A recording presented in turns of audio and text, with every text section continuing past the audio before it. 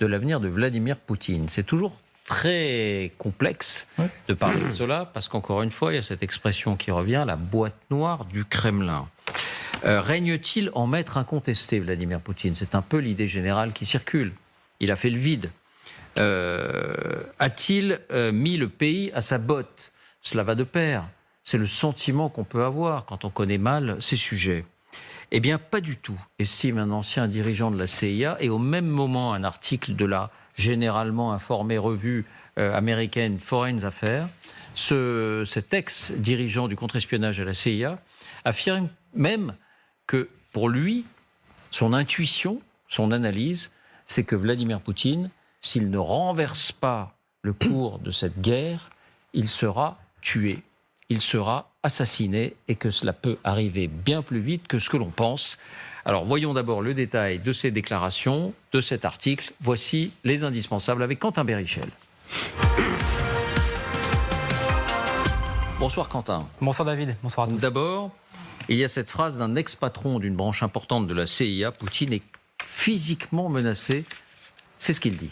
Oui, cet homme, il s'appelle James Olson, le voici, et il a dirigé le service de contre-espionnage américain.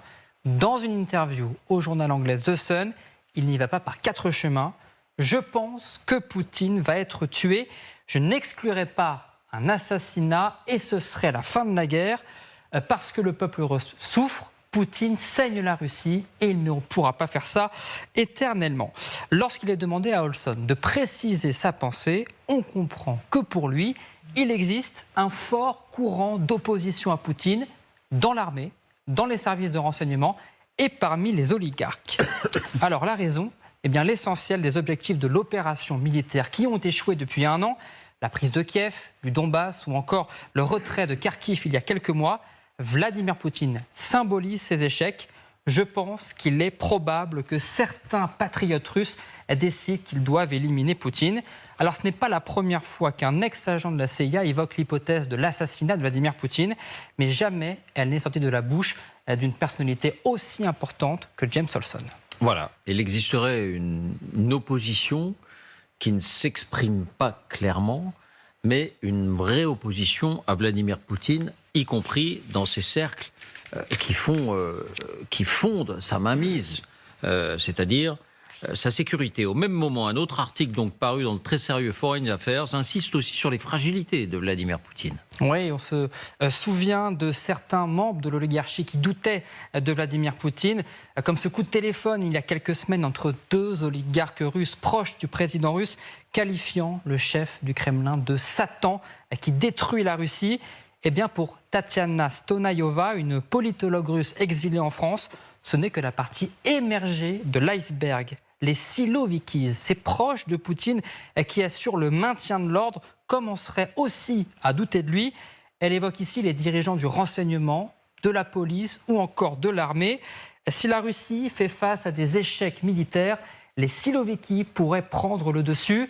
Poutine pourrait constater qu'il a moins de contrôle car les responsables de la sécurité refusent de suivre scrupuleusement ses ordres. Selon Tatiana Stonayova, si la guerre s'enlise, Poutine perdra le soutien également des 1000 blogueurs qui soutiennent l'invasion sur les réseaux sociaux depuis le début du conflit, un organe de propagande essentiel à Vladimir Poutine. Il pourrait remplir l'environnement informatique russe d'insultes contre l'armée et ainsi affaiblir encore un peu plus le président russe. Plus généralement, pour la politologue, c'est toute l'élite russe qui se retournerait contre Vladimir Poutine, avec en ligne de mire les élections présidentielles de 2024. Les élites pourraient commencer à paniquer à propos de son règne. Des personnalités puissantes du pays pourraient commencer à promouvoir des programmes politiques différents du sien. Elle imagine tous les scénarios et Vladimir Poutine pourrait même prendre une décision radicale, annuler les élections présidentielles, mettre en place une dictature militaire et purger les élites dans le but de renforcer sa sécurité. Merci Quentin. Rappelons que Vladimir Poutine, il a été élu président, mais vous allez me rafraîchir la mémoire, avec 77% des voix. Le dernier scrutin, c'était en 2000... Isabelle, je compte sur vous, là. Les dates, les chiffres. C'était il y a 4 ans, en 2019. Oui. Je ne m'abuse. 77, Ou en 2020, peut-être. La prochaine, c'est 2024. Donc la prochaine, c'est dans un an. C'est 2019, puisque c'est 2019. Voilà, c'était 2019. Alors, c'est des voix, c'est des tonalités, ce sont des choses qu'on n'a pas tellement l'habitude d'entendre, il faut bien le dire. Plutôt le sentiment Poutine, maître absolu, parce que l'opposition muselée, parce que les forces de sécurité partout. Donc ça nous prend un peu, à rebrousse-poil. Quentin, on va terminer avec vous, parce qu'on peut quand même ajouter ces incendies, ces attentats comme celui de Saint-Pétersbourg la semaine dernière, ou ces explosions inexpliquées qui ponctuent la vie des Russes ces derniers mois. Oui, hier encore, on a signalé une explosion à Nakabino, à 23 km de Moscou. Regardez, c'est une usine de pièces détachées d'électroménager qui a pris feu. Alors selon la version des autorités, c'est l'explosion d'une bonbonne de gaz qui a provoqué le sinistre. Mais quelques heures plus tard, autre explosion, cette fois-ci dans le centre même de la capitale, à proximité de la Chambre civique de Russie, l'organe officiel chargé d'établir les lois. Elle s'ajoute donc à la longue liste d'explosions inexpliquées autour de bâtiments officiels, de ministères ou d'institutions depuis plusieurs semaines. Voilà, il faut avoir ça en tête également. Merci Quentin. Isabelle, je ne sais pas si vous êtes mieux informée que nous, je ne sais pas ce que vous suivez comme canaux, comme petits signaux, mais Poutine sera tué, voilà ce que dit l'ex-patron du contre-espionnage de la CIA. Tout cela est possible. En tout cas, si je devais parier sur une fin possible de Poutine, je parierais plutôt sur un assassinat que sur une rébellion généralisée de la part de l'armée ou de l'élite rapprochée, plutôt que d'un soulèvement de la population qui le chasse du Kremlin. Ça, c'est certain. Après, une fois qu'on a dit ça, on sait que Vladimir Poutine a sans doute peur, parce que on l'a vu avec un gilet pare-balles, parce qu'il a plusieurs bureaux, plusieurs répliques de son bureau dans plusieurs endroits, parce qu'il a sans doute des sosies, et puis après, il y a quand même une tradition d'assassinat politique en Russie qui remonte à très très loin. Hein. Alors, Paul Ier, le fils et le successeur de Catherine, assassiné dans sa chambre. Nicolas II, assassiné avec toute sa famille en 1918, juste un an après l'arrivée des bolcheviks au pouvoir. Staline, on ne sait toujours pas si en mars 53, après avoir attendu que quelqu'un prévienne pendant plusieurs heures, parce que Beria, son bras droit, n'était pas là, on ne sait toujours pas s'il a été assassiné ou s'il est vraiment mort d'une hémorragie cérébrale naturelle. Et après, il y a tous les opposants, Boris Nemtsov, tué en 2015 devant le Kremlin, etc. Donc il y a une tradition d'assassinat politique. Il y a des grognements au sein de l'élite, ça, on peut l'observer rien qu'en regardant la manière dont Prigojine confronte Vladimir Poutine depuis plusieurs semaines. Alors, il critique surtout Shoigu, le ministre de la Défense. Il critique l'armée régulière russe. Est-ce qu'il critique vraiment Vladimir Poutine par ricochet, lui-même. Bien sûr, par ricochet. Tout se passe par ricochet. Il y a eu des défections, il y a eu, bien évidemment, ça grogne, bien évidemment, il y a des divisions. Et puis on ne peut pas imaginer qu'au bout d'un an de guerre, avec ce bilan désastreux de l'armée en Ukraine, une partie de l'état-major russe ne se pose pas de questions. Donc bien évidemment. Alors Dominique, justement, on a le sentiment que ces revers à répétition de l'armée russe, pour l'instant, ne suscite pas cette grogne. Mais c'est vrai que de temps en temps, on en a quelques signaux. Le dialogue au téléphone entre ces deux oligarques en était peut-être un. Quel est votre sentiment à vous ? Dans le dernier numéro de Foreign Affairs, il y a un autre article signé par un Russe qui vit en exil aux États-Unis maintenant, qui est au Carnegie Center à Washington, qui s'appelle Le Second Front, le front intérieur. Et pour résumer, la thèse de l'article, c'est que Poutine se débrouille beaucoup mieux à l'intérieur qu'à l'extérieur, qu'il continue de tenir sa population, qu'en réalité, il a fait évoluer les Russes, à force de propagande, à force de tout ce qu'on veut, mais que son nationalisme viscéral continue de fonctionner sur une partie majoritaire de la population. Et dans son entourage proche aussi, y compris les cadres de l'armée ou des services de sécurité ? Globalement, il continue de tenir le pays. Alors, l'image que donne l'auteur de cet article, Andrei Kolesnikov, est que Poutine est à la tête d'un train, il ne sait plus où va le train, les freins ont lâché, mais quelque part, peut-être, par miracle, le train s'arrêtera quelque part en pleine campagne. Mais ce qui me paraît très intéressant, et ce qui va à l'inverse de la thèse donnée jusqu'à présent, il va être assassiné, il y a une montée des oppositions, c'est que l'auteur dit, mais au fond, les Russes hier survivaient heureusement sans faire de politique. Aujourd'hui, ça n'est plus possible, mais ils ont épousé pour partie la vision impériale de Poutine. Et quelque part, il y a cette formule qui m'a frappé, ils se rêvent comme les descendants d'Ivan le Terrible. Ils sont fiers de pouvoir dire aux Occidentaux, nous avons les armes nucléaires, nous avons la milice la plus barbare au monde, et maintenant, eux et nous et eux, ça n'est plus nous, le peuple, eux, les élites, mais nous, les Russes, et eux, les ennemis occidentaux. Donc c'est une thèse qui va exactement à l'inverse et qui me paraît, hélas, au jour d'aujourd'hui, assez crédible. Alors c'est sans doute vrai pour la population russe et les enquêtes régulières de l'Institut Levada, dont on dit qu'il est indépendant, alors plus ou moins indépendant, mais en tout cas, il met en évidence le soutien de la population russe pour Vladimir Poutine.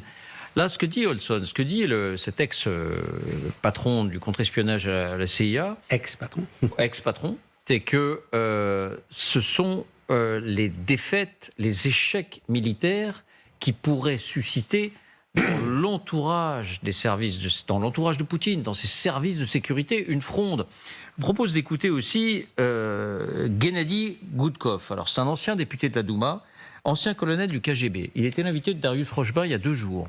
Et voilà ce qu'il déclarait, ça va dans le même sens. Война не закончится военной победой Украины. Война закончится только тогда, когда будет одержана победа над путинизмом, и путинизм перестанет существовать как политический феномен. Вот это очень важно, потому что Путин не остановится, но должна быть серьезная коалиция. Есть вот первый круг может Путина сместить под гарантией личной безопасности. Второй круг, ну, скажем так, дальше чуть от Путина, у него тоже есть такие возможности, но им нужно получить поддержку силовиков, хотя бы какой-то части. Si les services de sécurité soutiennent cette action, si les services de sécurité soutiennent cette action. Montage Marion Désert. Quel est votre sentiment à vous, Antoine? Vous suivez l'opposition russe, l'opposition démocratique russe. Là, l'ex-patron du contre-espionnage de la CIA, il parle de l'opposition patriotique russe. On ne sait pas très bien s'il désigne l'opposition nationaliste, ultranationaliste, dont on parle souvent. Mais quelle est votre analyse? Moi, mon point de vue, et depuis longtemps, je le pense, Poutine ne terminera pas sa vie dans son lit. Pour moi, c'est une évidence. La question, c'est de savoir combien de temps ça prendra avant, effectivement, qu'il y ait une division des élites. On voit déjà des tensions entre Shoigu, Prigojine, par exemple, qui peuvent s'approfondir. On voit aussi des décisions qui sont prises pas plus tard qu'aujourd'hui. Poutine a décidé d'interdire aux jeunes Russes de quitter le territoire russe, les conscrits, qui peuvent maintenant être envoyés à l'armée par un simple email électronique. On reçoit un email et immédiatement, ça veut dire qu'on ne peut pas passer la frontière, on vous repère avec votre passeport, vous ne sortez pas. Donc, fermer les frontières, c'est quand même très grave comme décision et ça provoque un effet de panique croissant. Il y a 1 million de Russes qui sont partis après le 30 septembre et là on peut imaginer qu'il va y avoir encore un phénomène de sortie. Donc ça veut dire que la cocotte minute, elle est en train de bouillir de façon invisible parce que moi je ne crois pas du tout dans la validité des sondages Levada. Ça fait depuis plus de 10 ans que les experts qui suivent Levada savent que c'est un institut qui est dans la main du Kremlin et qui n'a dans la main du Kremlin. Qui est dans la main du Kremlin et qui surtout n'a aucun moyen pour réellement prendre le pouls d'une population quand on sait, même quand c'est par téléphone, quand on vous demande est-ce que vous appréciez Poutine, plutôt bien, plutôt pas bien, les gens sont tétanisés, ils savent qu'ils sont écoutés et qu'ils peuvent être ensuite convoqués au KGB. Donc on n'a pas la possibilité de sentir le pouls de la population. C'est la raison pour laquelle dans ces pays, on l'a vu en Roumanie avec Ceausescu, on l'a vu en Ukraine contre Yanukovych au moment de Maïdan, d'un coup d'un seul, la population peut se soulever avec le soutien d'une partie des élites qui effectivement voit que Poutine, depuis un an, a tout perdu. Alors qu'il voulait éviter que l'OTAN ne s'élargisse, l'OTAN s'est élargie de toute la frontière de Finlande. Alors qu'il voulait prendre Kiev en 3 jours, Kiev résiste toujours. Il est complètement isolé. Et donc les élites le voient. Le Conseil de sécurité le voit. Donc il y a un moment où ça va se traduire par un assassinat. Je voudrais faire juste une petite nuance. Tatiana Stanovaya, qui est citée tout à l'heure dans le... Qui a écrit cet article de Foreign Affairs. Elle, j'ai lu son article, elle se montre quand même beaucoup plus neutre. Elle dit, pour elle, il va gagner les élections de 2024. Donc elle roule plutôt pour dire Poutine maîtrise son pays, il va se faire réélire, peut-être qu'il y aura quelques tensions, mais c'est le scénario qu'elle privilégie. Oui, elle dit tout conduit à penser que, mais n'excluons pas ces hypothèses. Est-ce que vous dites, quand vous parlez de cocotte-minute et quand vous dites les mesures autoritaires se succèdent, en l'occurrence l'interdiction faite aux jeunes de quitter le territoire, c'est ce qui peut conduire à un scénario qu'elle met sur la table, c'est-à-dire un Vladimir Poutine qui, de plus en plus, serre les vis, serre les boulons, jusqu'à affirmer un pouvoir dictatorial et peut-être annuler les élections. Est-ce que ça, vous considérez cette hypothèse, ou ça vous semble farfelu ? De toute façon, ces élections, personne ne les prend véritablement au sérieux. Il n'y a plus de démocratie en Russie. Donc il n'y a pas de risque pour lui à conserver ce calendrier électoral ? Aucun risque. Oui. Donc, aucun risque. Non, c'est autrement que les choses vont se passer. Moi, je crois en la montée croissante d'insatisfaction, y compris des populations du Tatarstan, du Caucase et d'ailleurs, qui vont à un moment pousser les élites pour ne pas tout perdre à écarter Vladimir Poutine. Toute la question va être de savoir est-ce qu'il va y avoir un deal lui permettant, comme Poutine l'avait fait vis-à-vis de Yeltsin, de lui donner une certaine immunité. En contrepartie, Yeltsin terminait tranquillement sa vie à jouer au tennis. Il savait qu'il il serait pas inquiété par les services secrets, et c'est comme ça que Poutine a pu prendre le pouvoir. Est-ce que on va proposer un tel deal à Poutine ? Ça va être la question, mais à mon avis, ça sera pas possible. Vous vouliez rajouter quelque chose, Dominique ? Je vous voyais réagir. Oui, non, j'adorerais que cette thèse se réalise, mais pour le moment, je ne le vois pas. Et une des raisons majeures, nous l'avons évoqué précédemment, c'est que les conditions de vie sur le plan économique en Russie ne sont pas si catastrophiques que cela,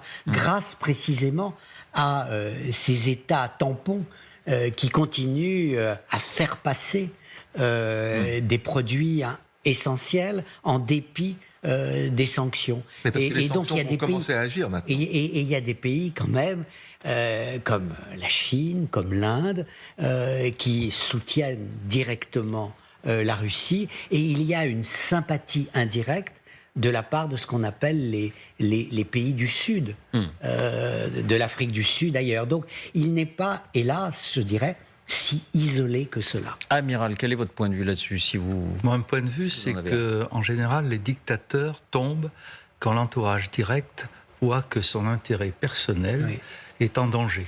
Est-ce que ce serait le cas aujourd'hui ? Eh bien, c'est à nous d'essayer de l'analyser. Mais vraisemblablement, on a bien vu que, et je pense que la politologue a raison, en disant que ce sont ces cercles-là qui peuvent conduire à la fin de Poutine. C'est pas le peuple. Je suis assez d'accord avec ce qu'il dit. Moi, je ne connais pas très bien la Russie, si ce n'est de nombreuses négociations diplomatiques à Moscou sans succès. C'est l'entourage direct. Et quand les intérêts des uns et des autres, des oligarques, des services de sécurité, des militaires peut-être, sont en danger d'être balayés, là, c'est là le danger. Et à condition qu'ils puissent se concerter les uns avec les autres, qu'ils puissent avoir le sentiment que leur analyse est partagée. C'est ce qu'on a vu lors de ce coup de fil, et c'est vrai, lors de cette interception. Peut-être que... Mais Poutine, venant du FSB, a commencé à s'appuyer sur l'armée. Diviser pour régner, c'est un grand classique. Mais il faut savoir qui est le plus fort là-dedans et qui va l'emporter. Voilà, c'est à nous d'essayer d'analyser.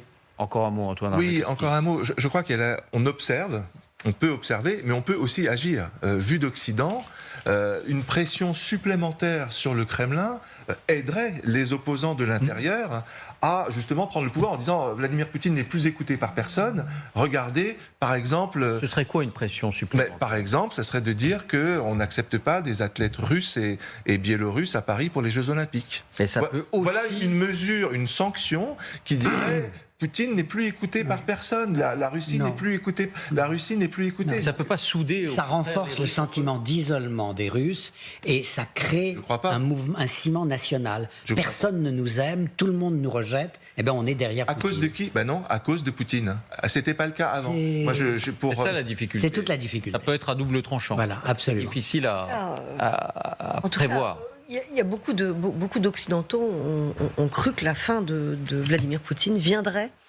avec les sanctions économiques. Mais oui. Et ça, c'est une erreur pour au moins deux raisons.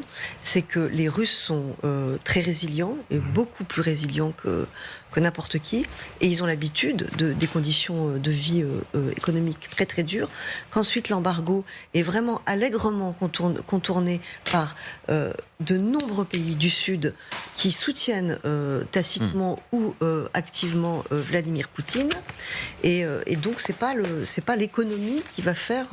Il fallait pas chuter. prendre ces Et parce sanctions. que la Il ne fallait troisième pas prendre ces sanctions, Isabelle. si, bien sûr que si. Et la troisième chose, c'est que en fait, on a sans doute surestimé en fait l'effet que pouvaient avoir les sanctions sur le régime.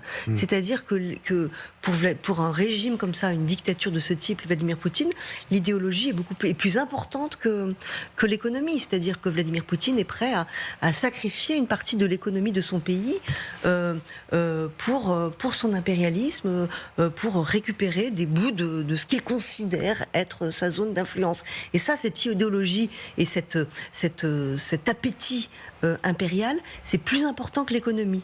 Et nous, au début, on n'a pas vu ça.